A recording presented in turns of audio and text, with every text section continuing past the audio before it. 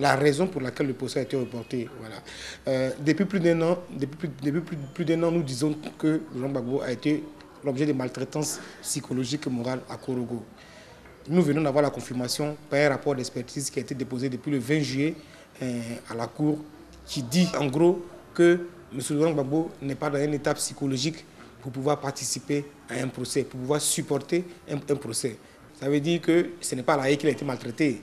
Vous convenez avec moi que l'AE répond à des normes internationales de détention. Ce n'est pas l'AE qui a été maltraité. Ça veut dire que bien avant d'arriver à l'AE, il était l'objet de maltraitance. Donc, je veux dire, ce que nous avons dit depuis un an vient enfin d'être reconnu par des experts qui ne sont pas nos amis, qui sont des experts qui ont été des experts médicaux désignés par la Cour et qui le disent.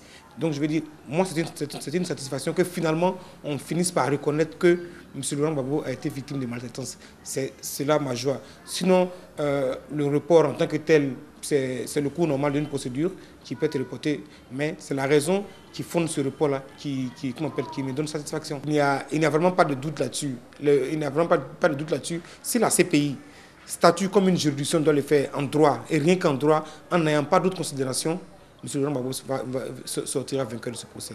Et ça, nous avons la ferme conviction. Ma conviction ne vient pas d'ailleurs.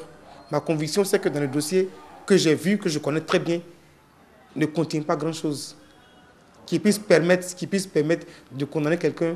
Je connais bien la personne de Laurent Gbagbo que j'ai fréquenté, que je vais même devoir dernièrement encore là, et que tout ce qu'on lui reproche, c'est beaucoup de vent. Je ne rentre pas dans les décomptes macabres. Je ne suis pas sûr que s'il y a eu 3 000, 4 000, 10 000 victimes, que ce soit du fait de M. Laurent Gbagbo. Voilà. Je ne crois pas que ce soit le fait de M. Laurent Gbagbo. Et je veux dire, l'histoire s'écrit toujours.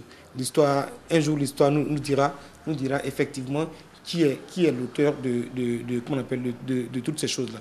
Vous voyez, voilà. Et donc, je pense que je ne vais pas rentrer dans un certain nombre de considérations parce que ce n'est pas de mon rôle, ce n'est pas mon but.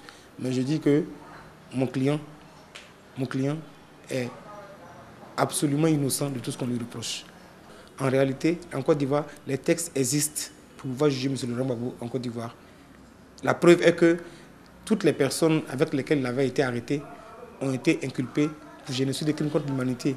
Ce qui suppose qu'ils seront jugés en Côte d'Ivoire. Donc les textes existent.